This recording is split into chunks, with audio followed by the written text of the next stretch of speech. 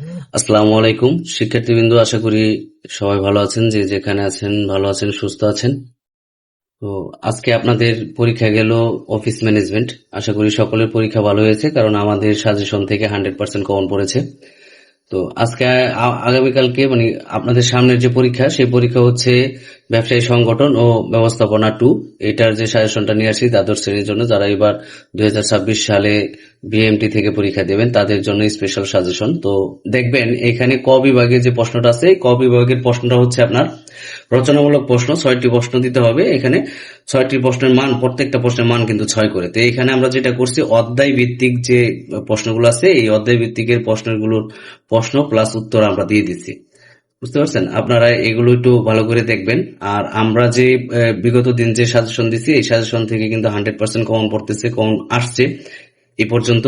তো এখানে যে প্রশ্নগুলো আছে, প্রশ্নগুলোর সাথে সাথে উত্তর দিয়ে দিচ্ছি। তো এখানে যেটা সুবিধা হচ্ছে, সেই সুবিধাটা হচ্ছে আপনাদের অধ্যায় ভিত্তিক যে প্রশ্ন আছে, এই অধ্যায় ভিত্তিক প্রশ্ন দেওয়ার কারণে কিন্তু আপনাদের বেশি সুবিধা হচ্ছে।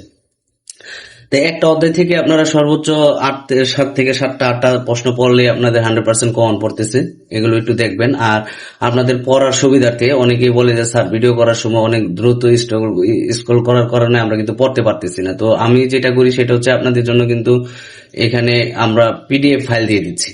তো পিডিএফ ফাইল দিয়ে দেওয়ার কারণে কিন্তু আপনারা এটা সহজেই ডাউনলোড করে কিন্তু পড়তে পারতেছেন, যার জন্য কোনো টেনশন করার কিছু নাই। তো আপনারা যেটা করেন সেটা হচ্ছে যে প্রশ্ন পড়ে যান না। একটা প্রশ্নের কিন্তু অথবা প্রশ্ন থাকে। দেখেন, একটা প্রশ্নের কিন্তু প্রশ্ন থাকার পাশাপাশি কিন্তু অথবা প্রশ্ন থাকে। এই অথবা প্রশ্ন কিন্তু আপনারা দেখে যান না। অথবা প্রশ্ন না দেখে যাওয়ার কারণে পরবর্তীতে আপনাদের যেটা হয় যে পরীক্ষার হলে আপনারা বুঝতে পারেন না আসলে আপনি যে প্রশ্নটা পড়ে গেছেন বা যে উত্তরটা আপনি পড়ে গেছেন সেই উত্তরটা আসছে কিনা। বুঝতে পারছেন? তো আশা করি সুপ্রিয় শিক্ষার্থী বন্ধুরা, যে প্রশ্নগুলো থাকবে 2টা 3টা অথবা দিয়ে প্রশ্ন থাকবে, এই প্রশ্নগুলো একবার করে আপনারা সুন্দর করে দেখে যাবেন। তো এটা দেখে গেলে আপনাদের জন্যই বেশি লাভ, যে আপনারা দেখা মাত্রই বুঝতে পারবেন যে এই প্রশ্নটা আসছে।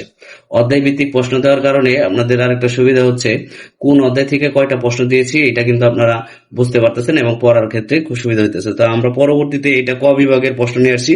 খ বিভাগের সংক্ষিপ্ত প্রশ্ন থাকবে, সেই সংক্ষিপ্ত প্রশ্নগুলো কিন্তু আমরা নিয়ে আসবো। এটা কালকে আপলোড করব। এটা আজকে যেটা দিচ্ছি এটা হচ্ছে রচনামূলক, এটা আজকে আপলোড করে দিব। আর আগামীকালকে যেটা নিয়ে আসবো সেটা হচ্ছে আগামীকালকে খ বিভাগের প্রশ্নগুলো দিয়ে দিব।